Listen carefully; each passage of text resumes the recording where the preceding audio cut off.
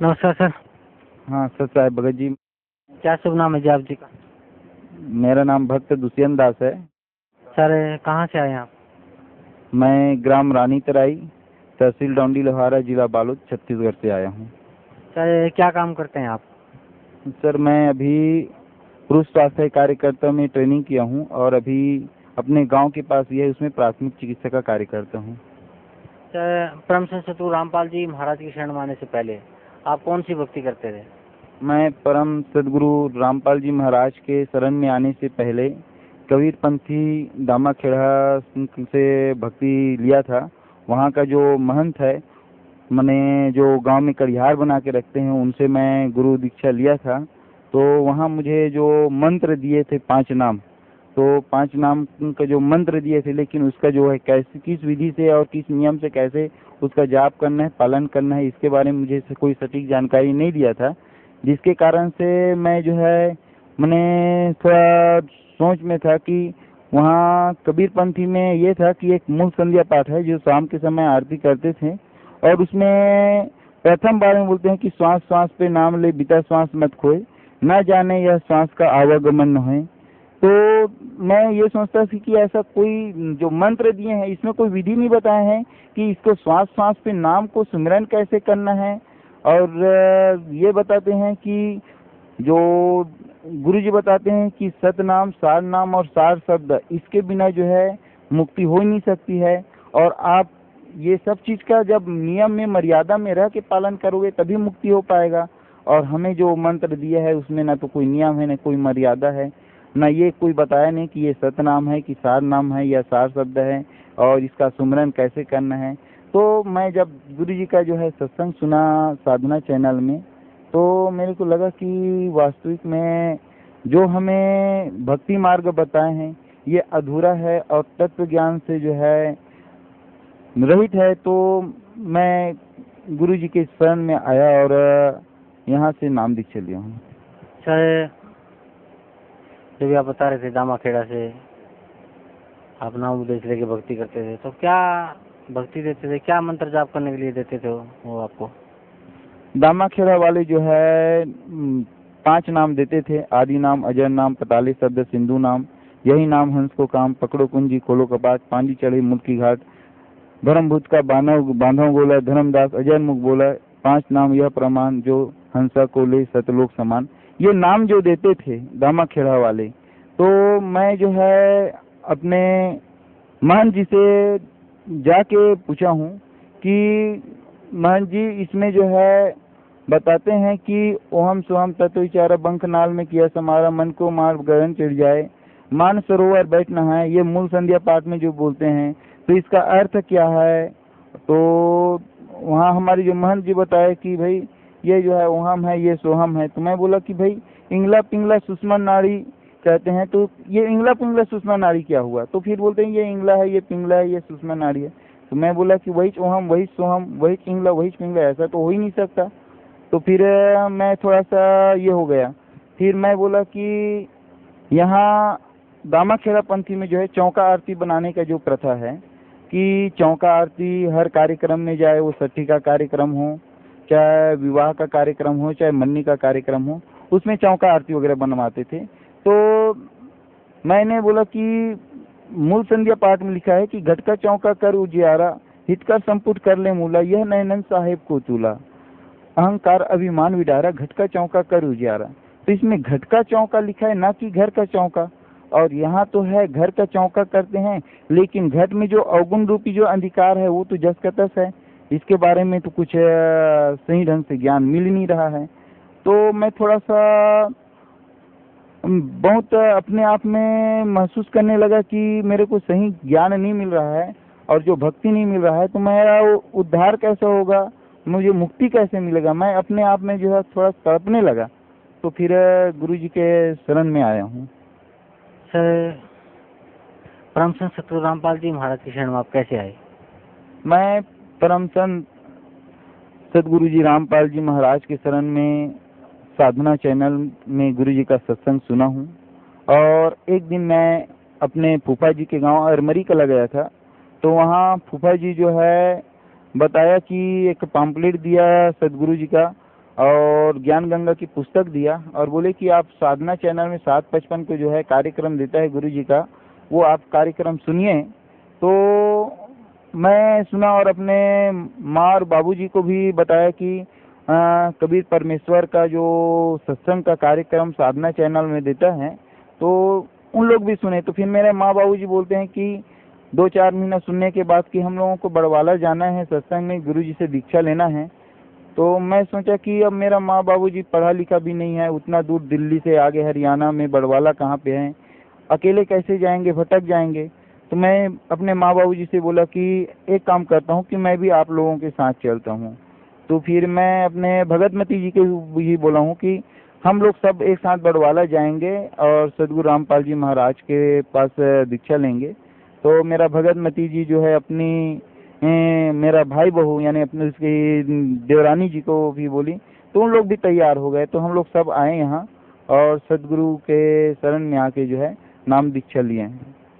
Sir, परम श्री सतगुरु रामपाल जी महाराज से नाम उपदेश लेने के बाद आपको क्या लाभ मिला? परम सदगुरु रामपाल जी महाराज जी से नाम दीक्षा लेने के बाद मुझे सबसे प्रथम लाभ तो ये हुआ कि मेरा जो ज्ञान का जो है दरवाजा खुल गया, क्योंकि आज तक मैं जो है अंधेरे में भटक रहा था।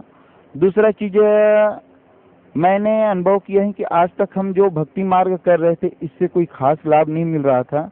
जो रूढ़िवादी और रीति रिवाज से जो भक्ति कर रहे थे वही चल रहा था।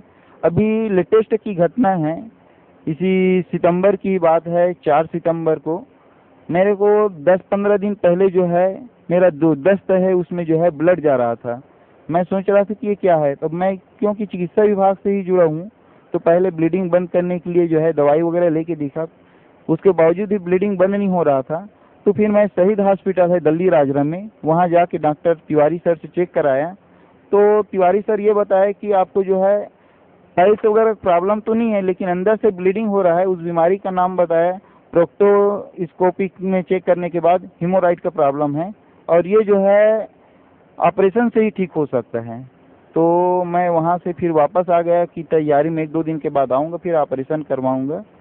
फिर घर आने के बाद मैं अपने भक्तमती को बताया कि भाई मेरे को ऑपरेशन करवाना है और 1-2 दिन के बाद जानना है। तो भक्तमती बोले कि सदगुरु रामपाल जी महाराज तो बड़े बड़े बीमारी को ठीक कर सकते हैं, तो आप पहले उसके पास अर्जी लगा लीजिए, क्योंकि जब बड़े बड़े बीमारी ठीक हो सकते हैं आपका छोटा मोटा बीमारी क्यों ठीक नहीं हो सकता है। तो मैं 6 तारीख के डेट में अर्जी यहाँ लगाया।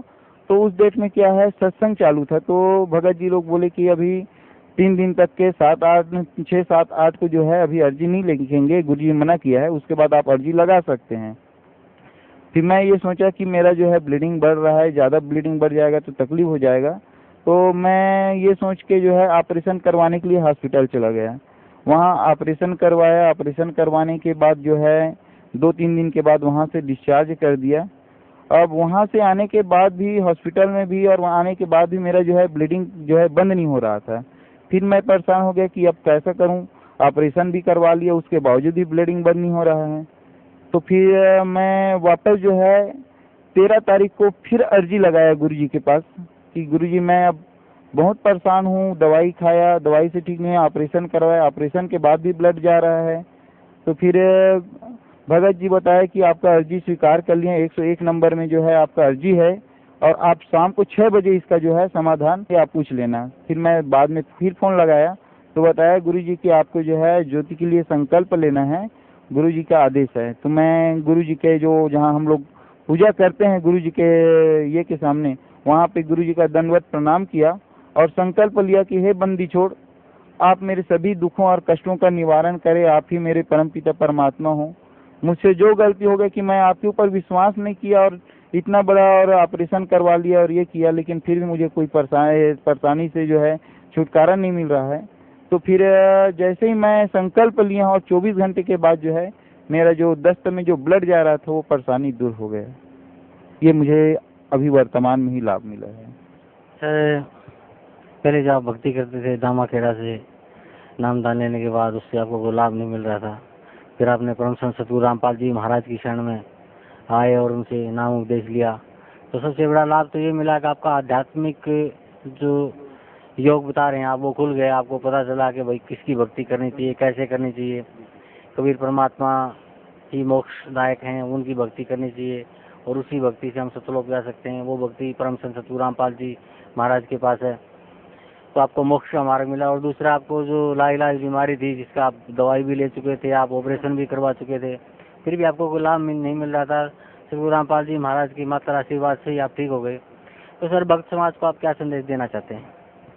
मैं तो भक्त समाज को ये कहता हूँ कि हम लोग शुरू से कबीर पंथी से दामाखेड़ा से जुड़े थे, और वहाँ कबीर साहब की जीवन चरित्र में जो पढ़ते थे कि कबीर साहब जो है उस अपने निज स्थान से जो है एक तालाब में कमल के फूल में प्रकट होते हैं, और अपने जो जीवन चरित्र को जो जैसे करते हैं कि एक बिना ब्याहे बछिया के दूध को ग्रहण करके जो है अपना परवरिश करते हैं।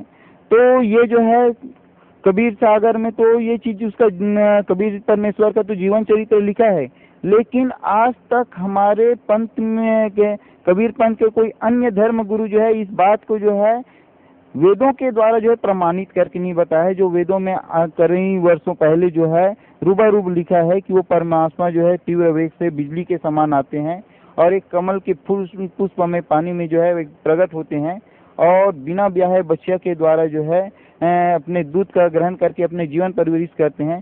तो ये तत्व ज्ञान जो वेदों में छिपा है, इसको सदगुरु रामपाल जी महाराज के अलावा आज तक कोई संत कोई गुरु जो है नहीं बता पाया है। तो मैं भक्त समाज को ये कहना चाहता हूँ कि ये पूरे 21 ब्रह्मांड में बंदी छोड़ सदगुरु रामपाल जी महाराज के अलावा आज किसी के पास तत्व ज्ञान नहीं है, क्योंकि आज हम जो है अपने ही वेदों को जो है सही ढंग से झांक नहीं रहे हैं, सही ढंग से ग्रहण नहीं कर रहे हैं, अध्ययन नहीं कर रहे हैं, बल्कि सभी धर्म गुरुओं की जो मनमुखी रूप से लोक वेद जो बताए उसको जो है सुन रहे हैं। जबकि हमारे श्रीमद् भगवद गीता में अध्याय नंबर 15 के श्लोक नंबर 1 में इसमें से 4 में स्पष्ट लिखे कि संसार रूपी वृक्ष में जो है ऊपर की ओर जड़ और नीचे की ओर जो शाखा है, इसको जो है जड़ से लेकर शाखा और पूरे पत्ते तक जो सही सही उसके पाठ को बता देगा, वही तत्वदर्शी संत है। और ऐसा आज तक हमें कोई संत जो है ऐसा मार्ग ऐसा ज्ञान कोई नहीं बताया। तो मैं सभी भक्त समाज से सादर हाथ जोड़ के विनम्र करके निवेदन करता हूँ कि वो जो है बड़वाला आश्रम आए और बंदी छोड़ सदगुरु रामपाल जी महाराज जी से दीक्षा लेकर अपना जो है मोक्ष करे और अपना ये जन्म मरण के जो असाध्य रोग है इससे जो है छुटकारा पाए।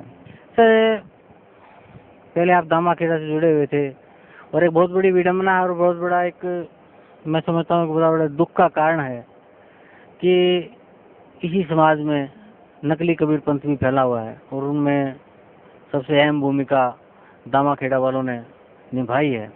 तो वहीं से आप जुड़े हुए थे। तो सर, फिर आपने वहाँ से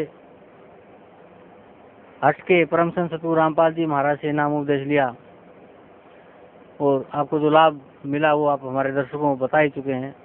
तो सर, मैं आप जी से यही प्रार्थना करता हूँ कि जो साधक जो भगत आज भी दामाखेड़ा से जुड़े हुए हैं, उन भक्तों को विशेष तौर पे आप क्या कहना चाहते हैं? मैं भक्त समाज से जो दामाखेड़ा जुड़ा हुआ है इसको ये बताना चाहता हूँ कि दामाखेड़ा वाले ये गारंटी और दावा करते हैं कि जो वंश 42 के द्वारा जो है नाम दीक्षा लेते हैं उसी की मुक्ति होगी, बाकी अन्य किसी अन्य कबीर पंथी से जो है नाम दीक्षा लेते हैं उसकी कभी मुक्ति नहीं हो सकती है।